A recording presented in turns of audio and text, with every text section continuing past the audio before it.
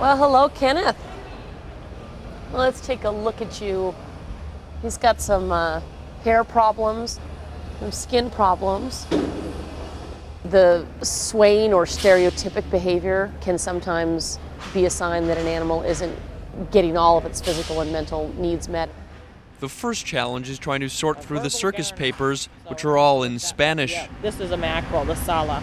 Oh, okay. But the Lisa, it's a Gulf verbal Garana, so I'm going to have to go ahead and figure out what that is taxonomically, and I'll let you know. All right. His journey began 18 years earlier. Here, in Churchill, Manitoba, where polar bears belong. But during the 1980s, there was a serious problem: polar bears wandering into town. Those animals were deemed a nuisance. They were captured by the Manitoba government and given away to zoos around the world. That's what happened to Kenneth. Seen here in 1986, Kenneth and some other bears were sent to a zoo in Germany. But that was only his first stop. 13 years later, he would end up in the place that would cause so much controversy: a traveling Mexican circus. The circus toured tropical locations in South America and the Caribbean. Last August, animal activists took this video. It was a major tool in their campaign to shut down the act.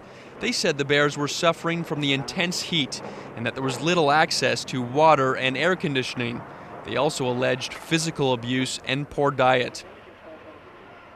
Then, the polar bear show made a tour stop that would lead to its demise. It entered Puerto Rico. All of a sudden, the U.S. government had jurisdiction. The U.S. Fish and Wildlife Service investigated and found the Polar Bear Circus Act to be inhumane. Last month, officers moved in, confiscated the bears, and found them new homes at American zoos. One of them is Tracy's Point Defiant Zoo in Washington. You guys ready?